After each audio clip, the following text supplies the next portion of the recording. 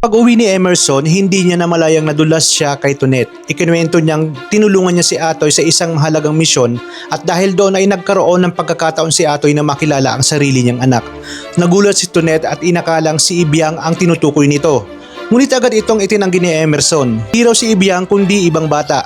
Sinubukan pa niyang ilihim ang lahat pero huli na ang lahat nang mabanggit niyang ang tunay na anak ni Atoy ay si Janine, ang anak ni Audrey, ang babaeng kamuka ni Mama Mary. Samantala nadatnan naman ni Sita si Atoy na hindi pa rin makatulog. Doon niya inamin ang matinding revelasyong nalaman niya. Totoo pala ang sinabi ni Audrey, si Janine ang sarili niyang anak. Pinayuhan siya ni Manang Sita na mag-ingat dahil nangako siyang aampunin si Ibiang. Kapag nalaman ito ng bata, siguradong masasaktan ito. Lalo na't si Janine pa mismo ang madalas namang api sa kanya. Sa mansyon naman, ligtas nang nakauwi si Janine matapos ang tangkang pagdukot sa kanya.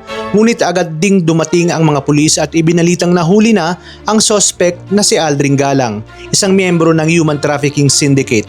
Ayon sa mga otoridad, hindi ito kumikilos ng mag-isa at malaki ang posibilidad na may iba pa itong kasabwat. Hindi lamang nila mapagsalita ang suspect.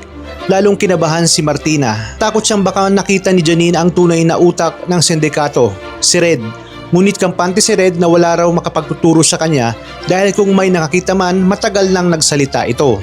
Habang nangyayari iyon, patuloy namang lumalala ang ugali ni Janine. Kahit ipinagluluto siya ni Audrey at inaalagaan, tinanggihan niya pa rin ang pagkain at sinagot pa ang kanyang ina. Kitang-kita ang lungkot ni Audrey dahil tila lalo pang lumalayo ang loob sa kanya ng kanyang anak. Nalaman naman ni Emerson na makikipagkita si Atoy kay Audrey para sa una nilang pagkikita bilang ama at anak. Ngunit muli na naman siyang nadulas at naibunyag ang sekreto kay Tonet. Kahit nangakong mananahimik si Tonet, isa pang tao ang nakakaalam ng katotohanan nang masabi rin niya ito kay Ame. Dahil dito, lalo silang naaawa kay Ibiang na wala pa rin kaalam-alam sa malaking pagbabagong mangyayari sa buhay niya. Dumating na ang oras ng pagkikita ni na Atoy at Audrey. Hawak ni Atoy ang teddy bear na espesyal niyang ireregalo dito kay Janine. Ngunit lumipas ang oras at hindi dumating si Audrey. Dahil sa pagkabigo, nagpasa siya na alamin ang address ng pamilya Regalia at personal na puntahan ang mga ito.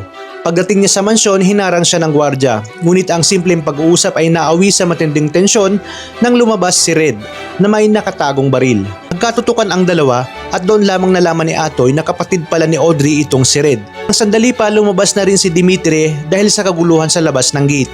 Kasunod nito ay dumating na rin si Audrey upang pigilan ang lumalalang sitwasyon. Ngunit hindi na napigilan ni Atoy ang kanyang damdamin. Diretso niyang hinarap si Audrey at tinanong kung bakit siya pinag-antay. Bakit niya ipinagkakait ang sarili nilang anak? Dahil sa mga salitang iyon, tuluyan nang nabigla si Red. Sino daw umano ang anak na sinasabi nito? At doon na tuluyang nabunyag ang pinakamalaking sekreto na si Atoy ang tunay na ama nitong si Janine.